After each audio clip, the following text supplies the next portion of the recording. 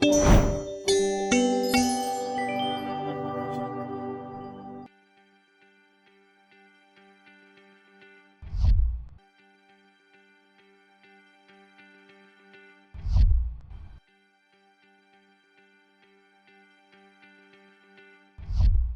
is pleased with that judgment. It's so clear that now the Constitution is being upheld, that the era of impunity, where public officers take the mandate of the people and they go around irresponsibly to move around like prostitutes without value, without principles, without recourse to their platform, is coming to an end. The Constitution is very clear. Parties win election, not individuals. I'm sure this will bring sanity into our electoral processes and to our politics, and people will become more responsible. PDP is taking appropriate action in line and in obedience to the court order to do that which is necessary as directed by the court. So we're pleased as a party, and I think Nigeria should celebrate this, that the era of impunity, of recklessness is coming to an end. And you will see an example of that in Zamfara State, where Governor Matawale, being conscious of this, knew that the mandate of the PDP that was stolen away to APC was about to be recovered through the courts. What he did do, panically, he set up a very irresponsible panel, painfully that was endorsed by the Chief Judge of the state, in spite of a subsisting court order, to have a kangaroo, what I would call kangaroo, impeachment proceeding. Of course, that is being challenged. That will be challenged as appropriate.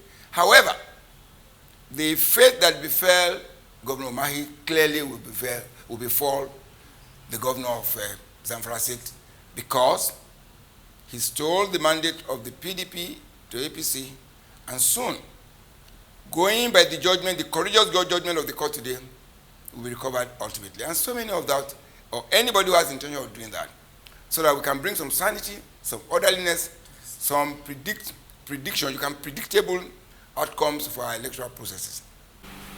Well, I think the court judgment is a landmark vote for democracy to flourish in Nigeria.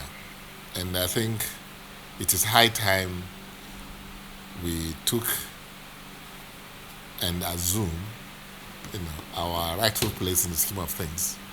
Because like we all know, Nigeria is the pride of the black race.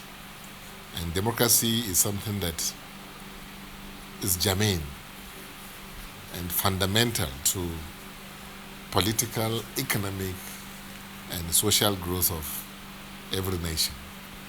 And Nigeria, like we all know, is a promise of greatness. If you look at what God has given to us in terms of natural endowment, human capital, the sheer size of the country itself and our economy is something that you don't find common in the world. But at the bottom of all this, for us to succeed, is the recruitment of leadership. How do you get credible, competent, and God-fearing leaders at the helms of affairs? So I believe if the Supreme Court will rise to the occasion as an institution that personifies the soul, if I may use the word, of this country in terms of greatness, in terms of rule of law, in terms of the image of this country in the eyes of the international community, I think this judgment should stand. And no technicalities should be allowed to interfere with what this judgment entails and what it means for the growth of democracy in Nigeria. We are approaching 2023. If we do not use the advantage of some of these judgments to introduce sanity discipline, and right temperament, for leadership in our polity, it will be a disaster